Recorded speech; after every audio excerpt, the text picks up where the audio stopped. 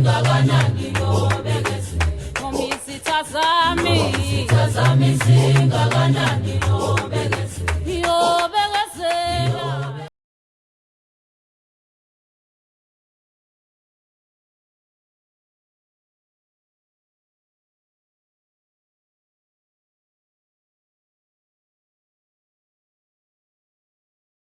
Sanibonani ugogo Mseleku lo okhulumayo ohleze njalo uma vela nezinto ezihlukahlukene. Kodwa namhlanje ngizokhuluma ngento eyodwa esengake ngakhuluma ngayo kodwa ngokwehlukahlukana-ke kokwenzeka kwazo.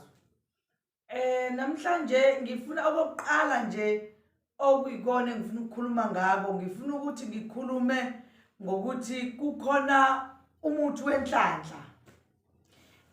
Lo muthi wenhlanhla engikhuluma ngawo, inhlanhla le yokuthi wena uma kuwukuthi into zakho kuthiwa zonke zivalekile, kodwa ubese ukwazi ukuthi uma ngabe into zakho kuthiwa zivalekile othi uma utholile noma ngabe kuthiwa izinto zakho azenzeki kahle, kuthiwa awusebenzi, kuthiwa into zakho zibophekile, azivumi ukuqaqeka, kodwa uthi uma utholile wona bese ufika qeda uyageza ugezeke qede uthi noma ngabe bekuthiwa umsebenzi awutholi bese uyawuthola.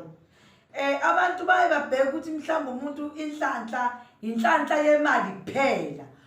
Uma kukhulunywa ngento ekuthiwa umuthi wenhlanhla, kungeve kuzokhulunywa ngokuthi umuthi wenhlanhla ukuthi wena mhlawumbe uzothola imali ukuphela noma uzokwenza njani. Kusuke kukhulunywa ngokuthi noma yiphi into enhle engenzakala kuwena isuke iyinhlanhla leyo nto.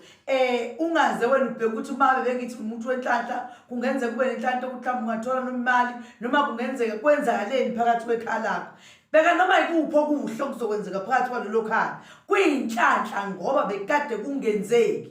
Ingakho mina ngiba nomuthi wenhlanhla ukuthi umuntu uzowusebenzisa umuntu ukugquma ugeza aphalaze ngisuke ngenzela ukuthi ugezeke uhlanzeke kwenzela ukuthi ngalesi sikhathi lezi zinto zakho zifuna ukuza kuwena zikwazi ukuzwa kahle uhlanzekile ugezekile, nokuthi ngisho abantu abadala abangasekuqobo bakwazi ukusondela kuwena ngoba wena usugezekile uhlanzekile. Inhlanhla abafuna ukuyiletha kuwena bakwazi ukukulethela inhlanhla ngokwehlukahlukana ezingenzakala, hayi ukuthi kusuke ngisho inhlanhla mhlambe yaloko wena usucabanga ngaso isikhathi noma inhlanhla yakuphi. Inhlanhla nje esuke yenzakala ekhaya, ngisho ngathiwa ingane zakho ziyaphasa esikoleni noma kuhle mhlawumbe uyabona kade yiphasa klinini ingaphasi kahle, kodwa uma seziphasa futhi ukwazi ukuthi inhlanhla leyo evulekile ekhaya. Kukanjena-ke kuye kufanele ukuthi inhlanhla yethu siyibheke ukuthi mangabe ingekho kumele siyilungise kanjani.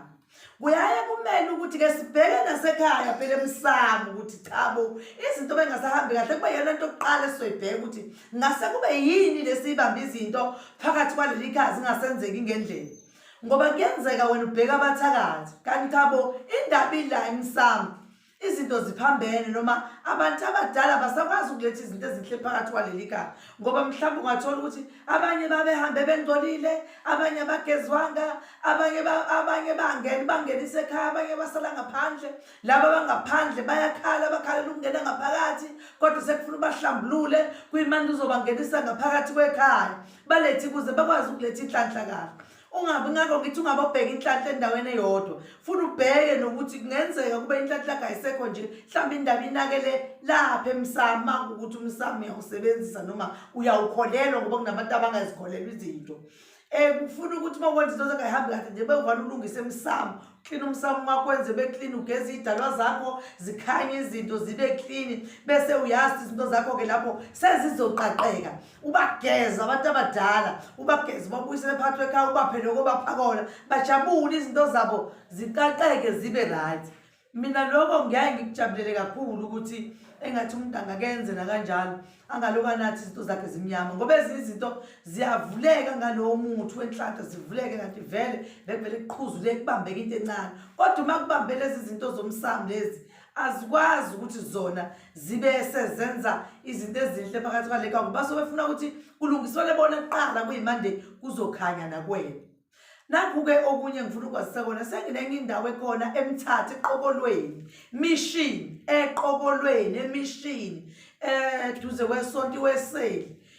Ngiyocela ukuthi abantu kushuthi babesemthatha bayofona nje inambeni zami beze ukuthi ke njengoba ngithe-ke ngisemthatha eqokolweni kumaphi abangazi kahle kodwa ngicabanga ukuthi abantu bangakhona bayazi mhlambe ngaze kube mina-ke ngingazi ngoba mina ngiqhamuka kujana kodwa bayothi uma sebebuza ngiyokwazi ukubatshela ngizobe ngisendaweni ekuphi kodwa nje ngizobe ngisemthatha eqokolweni ngomhla ka-5 eqokolweni emishini ngomhla ka-5 lapho ngizobe ngikhona yingakho ngithe-ke namhlanje-ke ngikhiphe nginazise ukuthi ngizobe ngikuphi engisholo ukuthi-ke nombhalo lapho uzobe ukhona uzobe ubhaliwe ukuthi mina ngizobe ngilapho eqokolweni eMthatha abaziyo-ke ngomthatha ugogo bonke abasondelene nomthatha mabasondela abadinga ukubona ugogo bakwazi ukumbona ugogo ngalolu suku bayokuthola ukusizakala sengithi-ke angidluliseke nomyalezo-ke waseGoli bese kuthi ngesonto elilandelayo lamhla ka-12 kulona ngiyobe ngiseGoli